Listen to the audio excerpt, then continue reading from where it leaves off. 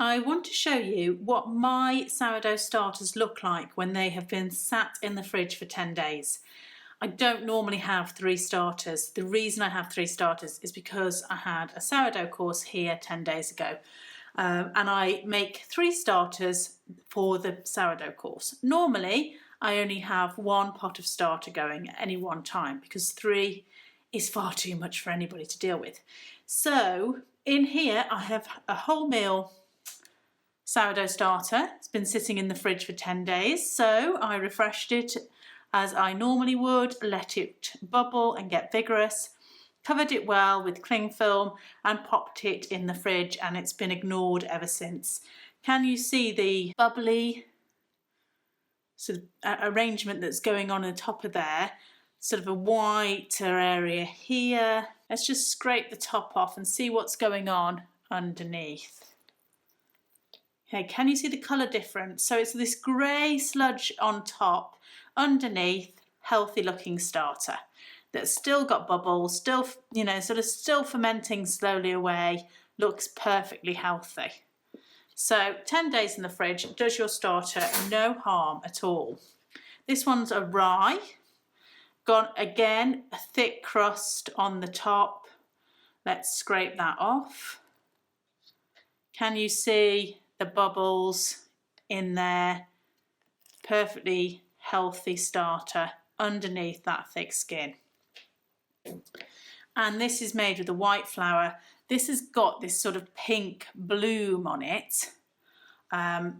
It looks a lot more suspicious than the other two. The other two look absolutely fine. This sort of pinky bloom, very bubbly, little bit of hooch there. Can you see the hooch growing?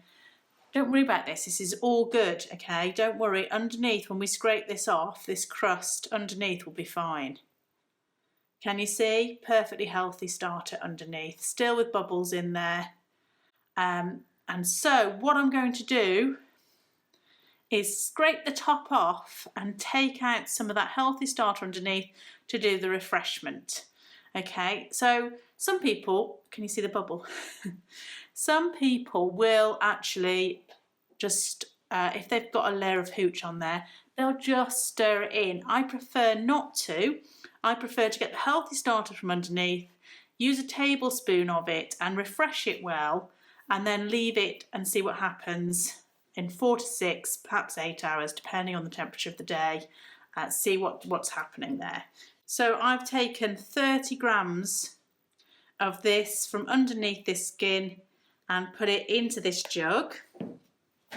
And then I'm going to add 60 grams of rye flour on top of that. So I'm going to double the feed.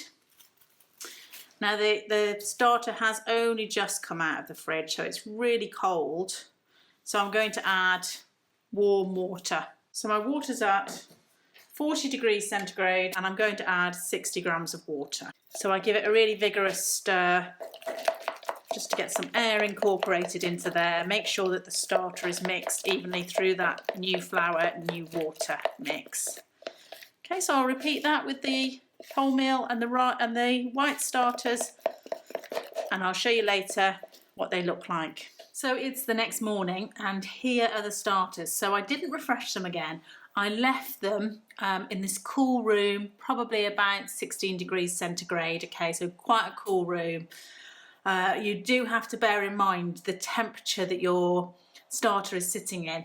If you are in a hot country or if it's a warm summer in England and you're looking at temperatures above sort of 25 up to 30, then you may need to refresh your starter twice a day, okay?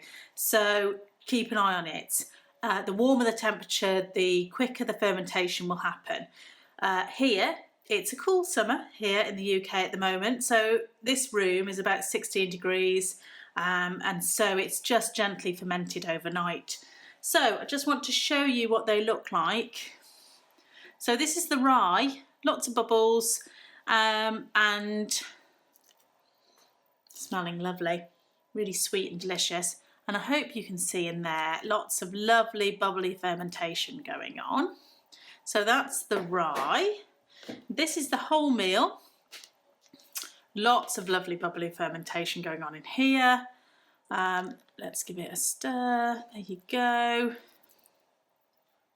It's risen up overnight to here and sunk back down. It's ready for a feed. You can see the line that it's risen to. Look at that white now, lovely and bubbly. And it's really got lovely and vigorous, and it's grown and deflated down, lovely and vigorous. So what I'm going to do is take out about half. Now I know that these jugs weigh 50 grams. So I've got 130 there. So I've got 80 grams of starter. So I'm going to put 80 grams of flour. The reason I discarded half, I don't want lots and lots of starter lying around, okay? So I've discarded half of it. But if I didn't discard, then I would have in here 160 and have to add 160 of flour and 160 of water, and I'd end up with this unmanageable amount of starter. So I discard half each time I refresh, using it in some other way so that I'm not throwing it away. And then I'm going to add 80 grams of water and then give it a lovely stir.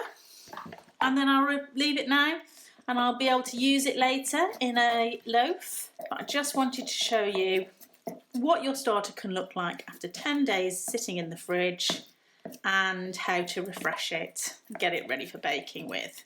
And if you're wondering how to start a sourdough starter, I have a video on that very subject for you to watch as well. And if you like these videos, please do subscribe. Keep coming back to learn more about bread making and how easy it can be to make delicious bread at home.